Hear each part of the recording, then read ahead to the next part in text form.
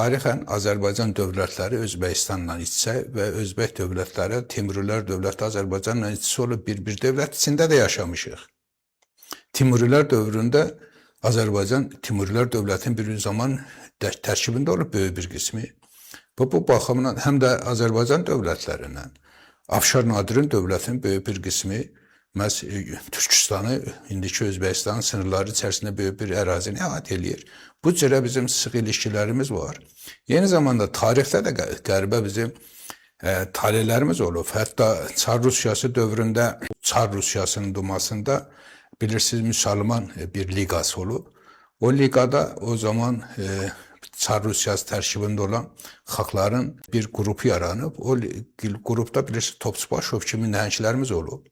O zaman Rumya seçkilər keçiriləndə bu Nəsibə Yusufbəyli Tokatdan Məmməd Əmin Rəssuzadə Sırdariyadan aday göstərdi. Bununla yanaşı Cədidçilər hərəkatı, bir Turançılıq hərəkatı İsmail Qasıbralının Tərcüman dərgisinin ətrafında formalaşan bu təşkilatlanma zamanı Özbəkistan olan bütün Turançıların təşkilatlanmasında Azərbaycanla olan ziyalılarımız iştirak edib. Hələ Sovetlər Birliyi dönəmində ilk dövrlərində 1920-ci illərdən danışıram. Özbəkistan opera baletinin yaradılmasının ilk yaradıcıları Azərbaycan türkləri olub. O qədər sıx bizim bağlılığımız var. Mən 1918-ci ildə Özbəkistanda çıxan bir qəzet oxudum. O zaman o qəzet də latınca çap olunub. O zaman latınca idi, orada da əlifba. Latınca olan o əlifbanı mən oxuyanda elə bildim ki, Bakıda dərc olunan bir dərgini oxuyuram, qəzet oxuyuram. Tamamilə dilimiz eynidir. Amma zaman keçdikcə Sovetlər Birliyi dövründə necə millətimizi ayırıblar, ayrı-ayrı millətlər bizi eləyiblər. O zaman da Azərbaycanda ayrı bir Azərbaycan dili, Özbəkistanda bir Özbək dili üzərində çalışıblar ki, daha çox ayrımçılıq üzərində dil formalaşdırsınlar. Buna baxmayaraq təbii ki, bilirsiniz, hətta Sovetlər dönəmində belə 60-cı illərdə Daşkənddə deprem olanda ən çox orada inşaat işlərini Azərbaycan görüb. Orada böyük bir mikrorayon Azərbaycan salıb. Azərbaycanlılar orada yaşayıblar, hətta bunun tarixi kökləri var. Əmir Teymurun dönəminə dayanan bir ilişkilər olub ki, Təbrizdən o zaman bizim aydınlarımız, ziyalılarımız Səmərqənddə böyük yaradıcılıq işlərlə məşğul olublar. Ticarət ilişkilərində birgə hərəkət ediblər, heç bir ayrımçılıq yaşamayıblar. Digər tərəfdən də bilirsiniz ki, Özbək türk şairi Əlşir Nəbai Nizamini özünün müəllimi sayırdı. Tarixdə türkçəmiz bir zaman Cağatayca adlanıb. Türkçə deyil, Özbəkcə deyil, Azərbaycanca deyil, Çağatayca adlanırdı. Əlşir Nəbai də Cağatayca yazırdı. O zaman Azərbaycan da dilimiz də Cağatayca idi. Hətta qərb səyyahlarının birinin bir yazısı var. Türkistanı, Azərbaycanı gəzərək Avropaya qayıdır. Yazır ki, getdiyim bölgələrdə hər kəs Cağatayca danışırdı. Amma Cağataycanı ən mükəmməl Azərbaycanda danışırdılar. Cağataylar da bizim türk boylarından birinin adıdır. Timurun anası da Cağataydı. Qolu da Çingizxana gedir, bunu da bilirsiniz. Bu qədər geniş ilişkilərimiz olub. Sovetlər dönəmində Şərəf Rəşidov kimi Komünist Partisinin başqanı olub Özbəkistanda, o özü Heydər Əliyevlə çox sıx ilişkiləri olublar. Kunayev, Əliyev, Rəşidov ilişkiləri, dostluğu əslində Sovetlər Birliyi içərisində bir Turan ortaqlığını uğrunda mübarizənin bariz nümunəsidir. Belə bir ilişkilərdən keçən bir xalqlarımız arasında bugün millətlərimiz o birliyi hiss edə bilmir. Toplum o birliyi hiss eləyir. Siz Özbəkistan yəqin getdiniz Sərkəndə. Hər bölgədə iştirak edir. Azərbaycan deyəndə üzləri gülür. İnanın, bax elə onu xüsusi deyim sizə. Hətta burada qeyd edeyim, mən özüm də çox olmuşam. Bir neçə dəfə olub təqribən.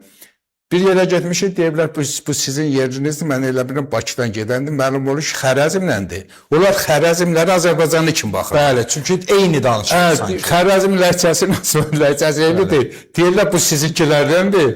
Mən də gerçəkdən düşdüm, buradan gedənlərdir, məlum olur ki, onlar Xərəzimlidir. Bizi kimi danışır. Daşkəndlilər də Xərəzimləri Azərbaycanlı kimi baxırlar. Bəli. Bu qədər ilişkilər var. Hətta Sovetlər dövründə mədəniyyətimiz, kino sayəsində bütün baxmayaraq nə qədər ilişkilərimiz qırılıb, o ciddi bir bağlılıqlarımızı qorumuşuq.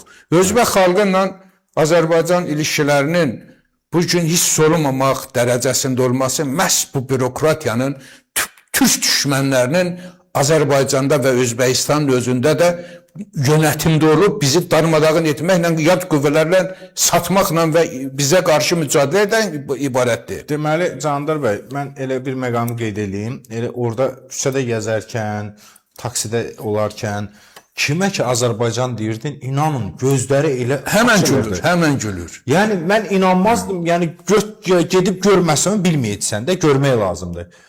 Özbəklər bizi o qədər çox sevirlər. Təsəvvür eləyin, məsələn, bir yerə girirsən, nəsə almağa da, deyir ki, hardansınız, mehmansınız, yəni qonaqsınız. Azərbaycan deyəndə pul almaq istəmirlər. Yox da Azərbaycan ayrı bir yeri var Özbəkistanda. Ədəbiyyat İnstitutu Nizaminin adınadır. Bəli. Və həmin institutda Nizaminin heykəli var həyətində, bilirsiniz. Mən hesab edirəm ki, Türk dünyasının ən beyin adamları elə məhz Özbəkistandadır. Bu təsadüf deyil, tarixdə də belə olub, Sahir bəy. İbn Sina haralıdır? Bəli. Əl-Buruni, Əl-Cəbri, Əl-Xərəzim, Əhməd Yəsəvi, Buxari, İslam dünyasının ən böyük alimlərinə Əl-Buxari. Matrudi, hələ dini və milli, eyni zamanda Uluğ bəy, Əmir Teymurun nəvəsi, böyük astronom alim. Bəli. Kimləri deyirsiniz? Özbəkistandan da axı. Türk dünyasının tarixə gedəndə çox nəhəng övladları varsa son 1000 ildə onun %70-80 oradandır. Bu cürə nəhəng insanlar yetişdirən bir məmləkətdən danışırıq. Sıradan bir millətdən danışmırıq. Timurilər dövləti.